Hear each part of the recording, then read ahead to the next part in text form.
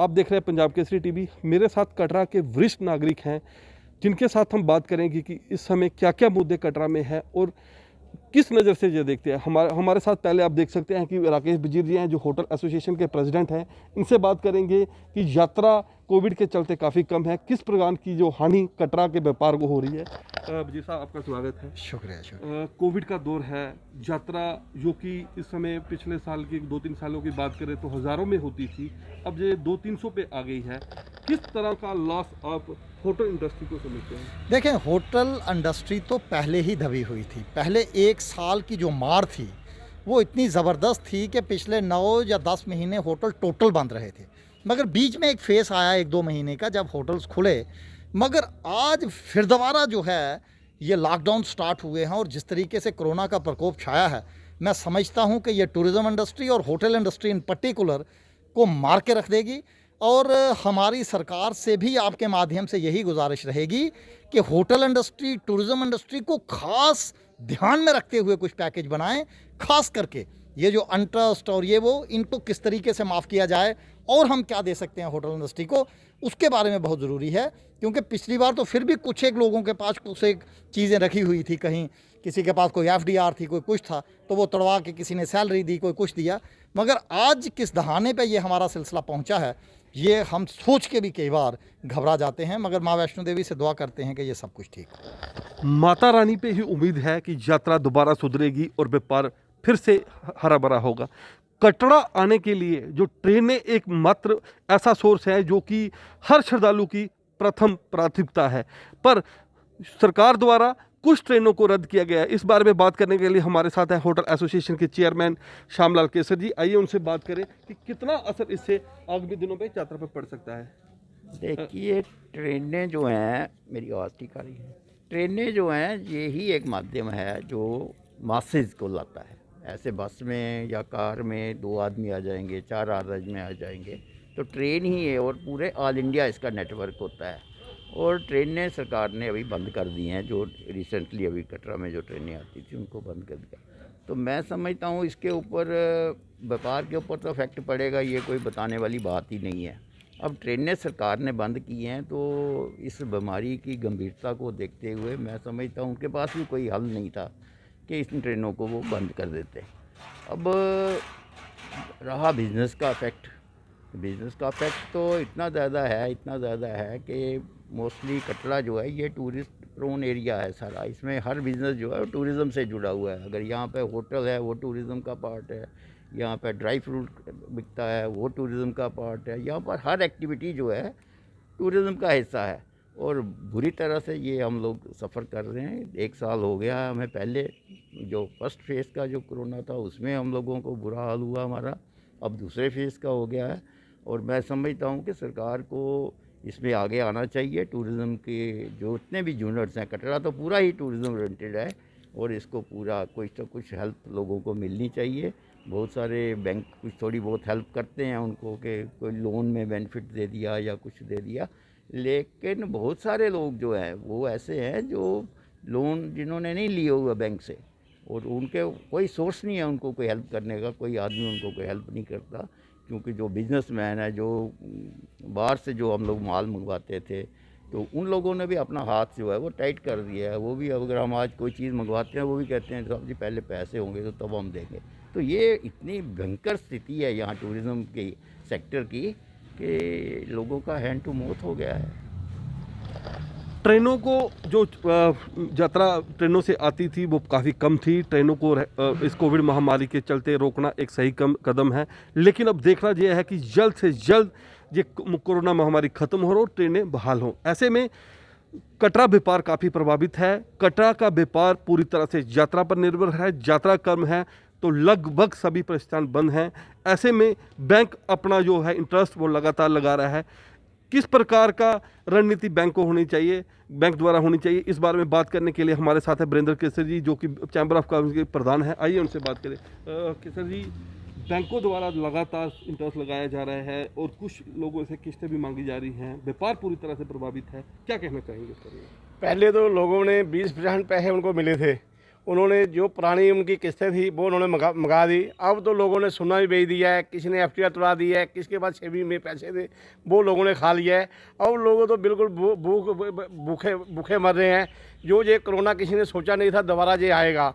इस टाइम हमारे dry fruit वाले देखो, कश्मीरी माल वाले देखो, रेडी फड़ी वाले देखो, होटल वाले देखो, गेस्ट हाउस वाले देखो, एक ये दुकानें बंद करा देते हैं, होटल बंद करा देते हैं, यात्रा बंद है। हमारी इंडस्ट्री है जो कट रही है। हम यही बैंक से ये अपील करते हैं हमारे बैंकों की किस्तें माफ़ की जाए, सूद माफ़ किया जाए, और जिन लोगों ने लोन नहीं लिया है उनको भी कुछ दिया जाए। कुछ दुकानदारें बंद हैं, उनका ड्राई फ्रूट छट गया, कश्मीरी माल ख़राब बर्बाद हो गया, किराने का सामान छट गया, उन लोगों को कुछ मिलना चाहिए। जिन्होंने लोन लिया है उनको तो आप किस्तें माफ़ करेंगे, सूद माफ़ कर देंगे। जिन्होंने लोन नहीं लिया है उनका भी कोई लोन माफ़ होना चाहिए। बाकी घोड़े वाले हैं, खच्चर वाले हैं, 1.5 लाख आदमी कटरा में काम करता है। कश्मीर हमारे से केजरीवाल ही खड़ा है, उसने टैक्सी वालों को 5-5 हज़ार रुपये दे दिया, 2-2 जहाँ नहीं कुछ टैक्सी वालों को मिल रहा है, नहीं ट्रांसपोर्ट को मिल रहा है, नहीं होटल वालों को मिल रहा है, नहीं दुकानदार को मिल रहा है, नहीं रेडी फड़ी वालों को मिल रहा है। हम ये गवर्नर साहब से, लेफ्टिनेंट गवर्नर साहब से अपील करते हैं, भाई कटरा एक नया, कटरा के जो काम नया है ये कटरा आप देखो तो ये जम्मू में फिर लोग दुकान खोलेंगे, पैसे इकट्ठे करेंगे। कटरा में कोई काम नहीं है, कोई कुछ नहीं है। कटरा जो इंडस्ट्री है ये है यात्रा। अगर यात्रा आएगी तो इंडस्ट्री चलेगी। अब यात्रा नहीं है, बैंक वाले आ जाएंगे किस्तें लेने, बिजली वाले आ जाएंगे बिजली का बिल लेने, पानी वाले आ जाएंगे पानी का लेने, प्रदूषण वाले आ जाएंगे भाई लाइसेंस न्यू कराओ, नहीं तो आपके होटल सील करेंगे। अब जैसे कटरा के लिए एक स्पेशल स्कीम बनाई जाए और स्पेशल स्किल के पैकेज लाया जाए जिसमें सारे कटरा वालों को कुछ राहत मिल सके। जय हिंद जय भारत। कटरा के लिए स्पेशल पैकेज की घोषणा हो इस कोरोना महामारी को देखते हुए, और उसके बीच बैंकों से जिन लोगों ने लोन ले रखा है उनका ऋण माफ हो, उनकी किस्तें माफ हो। ये कहना था वीरेंद्र केसर जी का। अभी कटरा से ही एक जुड़ा एक मुद्दा है। कटरा सहित आसपास के 37 गांवों के पास बंद टोल प्लाजा द्वारा पिछले कुछ महीनों से बंद कर दिए गए थे। उनका कहना था कि बंद टोल प्लाजा चालक द्वारा मनमर्जी से ये किया गया है, लेकिन कटरा होटल एसोसिएशन सहित वरिष्ठ नागरिकों द्वारा इस संबंध में एक लड़ाई लड़ी गई और ये आदेश NHAI द्वारा दोबारा उनको दिया गया कि बंद टोल प्लाजा पर जो मासिक पास है उसको दोबारा रिन्यू की जाए। इस बारे में बात करने के लिए हमारे साथ हैं नपा पार्षद रवि नाग जी। आइए उनसे बात करें। नाग साहब, एक तो बहुत बड़ी अचीवमेंट है कटरा के लोगों की और आपकी टीम की कि पास जो भी दोबारा बनने जा रहे हैं, किस तरह की प्रक्रिया रही और क्या क्या आपने इसमें कदम उठाए? जय माता की। ये पहले तो मैं मुबारकबाद दूंगा हमारे होटल रेस्टोरेंट एसोसिएशन के प्रेसिडेंट वज़ीर साहब को, उसके साथ वीरेंद्र केसर जी, श्याम केसर जी, अरुण शर्मा जी और बाकी सारी टीम जो थी। तो मैं उन सब से, और मैं उन लोगों को भी मुबारकबाद दूंगा जो हमारी टीम को फ़ोन करके ये पूछते थे कि क्या हुआ।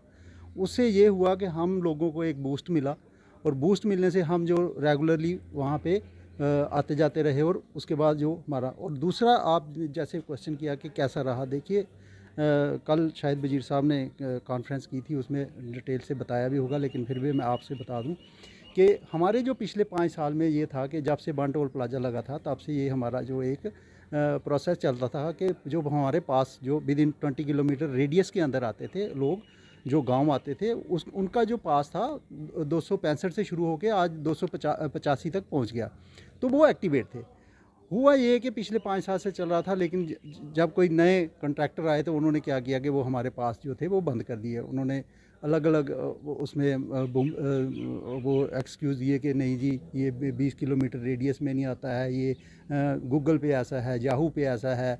और फिर हम उसके बाद हमारी जो टीम थी वो सारी, हम PD साहब प्रोजेक्ट डायरेक्टर जो इनसे पहले थे, हम उनसे मिले तो उन्होंने कहा कि नहीं जी, जो DC ने एक लेटर लिखा था जो 20 किलोमीटर रेडियस के अंदर जो गांव आते हैं, तो वो लेटर हमसे मिसप्लेस हो गया, तो वो लेटर नहीं हमें मिला। होना तो ये चाहिए था कि वो एज पर पास्ट प्रैक्टिस वो कंटिन्यू कार्ड जो थे, वो जो पासिस थे वो इशू एक्टिव रहते, तो वो दूसरा लेटर लिखवा लेते DC मैम से, लेकिन नहीं हुआ तो उन्होंने पास बंद कर दिया। लेकिन फिर भी उसके बाद ये हुआ कि हम DC जो थे, हमारे पहले DC थे, हम उनका बड़ा थैंक्स करते हैं। उन्होंने जो था 20 किलोमीटर रेडियस के अंदर उन्होंने अपने रेवेन्यू डिपार्टमेंट से, पटवारी से लेके SDM तक उन्होंने पूछ के जो गांव आते हैं वो उनका एक लेटर बना के उन्होंने वापस एक प्रोजेक्ट डायरेक्टर को भेज दिया।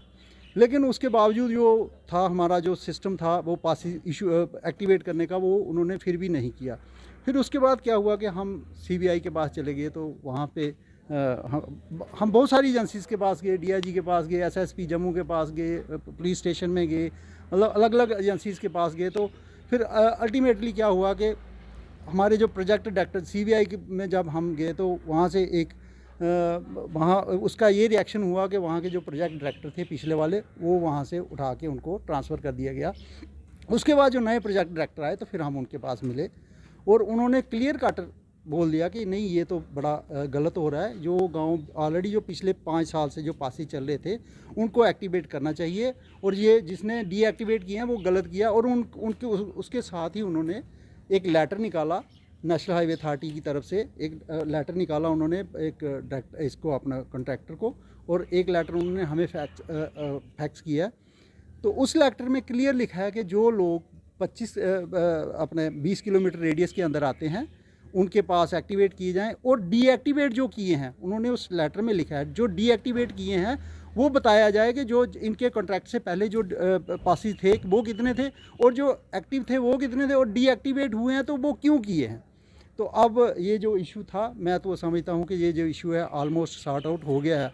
अगर इन केस नहीं भी होता है तो कोई भी, मैं सभी आपके माध्यम से सभी से ये रिक्वेस्ट करूँगा अपने कटरा वासियों से कि वो लेटर लेके आप अपने व्हाट्सएप पे वो लेटर रखें, और वो लेटर लेके आप कॉन्ट्रैक्टर के पास जाएं बान टोल प्लाजा पे। अगर वो नहीं करता है, वो कहता है कि नहीं जी ये मैं पास नहीं दूंगा, तो फिर उसके साथ सीधी एफआईआर लगती है 420, तो वो तो सीधी एफआईआर लगती है। तो फिर मैं इसके साथ ये मैं बाकी आपके माध्यम से मैं सभी कटरा वासियों को और अपनी टीम को सभी को मुबारकबाद दूंगा कि ये सभी कलेक्टिवली ये जॉइंट जो एडवेंचर था ये हमारा सक्सेस हुआ है, ऑलमोस्ट मतलब 99% सक्सेसफुल हो गया है।